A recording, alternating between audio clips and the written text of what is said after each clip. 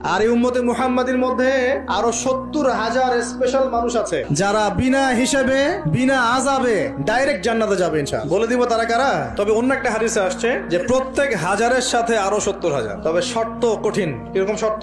সাহাবীরা বসে ডিসকাস করছেন কে হতে পারে তারা। কেউ বলছেন তারা হয়তো প্রথম দিকের মুসলিমরা হবেন, কেউ বলছেন তারা হয়তো মুজাহিদরা হবেন, কেউ বলছেন তারা বদর যুদ্ধের সাহাবীরা হবে ইত্যাদি। তখন নবী সাল্লাল্লাহু আলাইহি ওয়াসাল্লাম আবার চলে আসলেন, ব্যাক করলেন। ব্যাক করে বলছেন তোমরা কি এই বিষয়ে কি বিষয়ে কথা বলছিলে? তখন সাহাবীরা বললেন আমরা তো ডিসকাস করছিলাম যে কারা হতে পারে সেই 70,000। নবীজি বললেন শোনো, ওই 70,000 মানুষ এক নাম্বার পাখি উড়িয়ে ভাগ্য গণনা করে না, মানে তারা ইসলাম এত কঠিন ভাবে পালন করে, হাত দেখা রাশিফল এরকম শিরিকের ধার কাছেও নাই তারা। দুই নাম্বার তারা আগুনের শেকা বা উল্কি দিয়ে, এই ট্যাটু আছে না, ট্যাটু উল্কি আঁকে আগুন দিয়ে, এই ধরনের ট্যাটু উল্কি তারা আগে না শরীরের মধ্যে। এইসব কুলক্ষণে সুলক্ষণে তারা বিশ্বাস করে না। তিন নাম্বার তারা অবৈধ ঝাড়ফুঁক করে না, অবৈধ ঝাড়ফুঁক করে না। বৈধ ঝাড়ফুঁক করা যাবে, কোরআন হাদিস দিয়ে ঝাড়ফুঁক করা যাবে, কিন্তু অবৈধ কিছু ঝাড়ফুঁক আছে না, তান্ত্রিক কবিরাজদের কাছে মানুষ করে, এগুলো করা যাবে না। চার নাম্বার হচ্ছে তারা সর্বাবস্থায় এক আল্লাহর উপরে তাওয়াক্কুল করে, ভরসা করে। তাদেরকে আল্লাহ পাক 70,000-এর মধ্যে আশ্রয় দিবেন, অংশ দিবেন ইনশাআল্লাহ।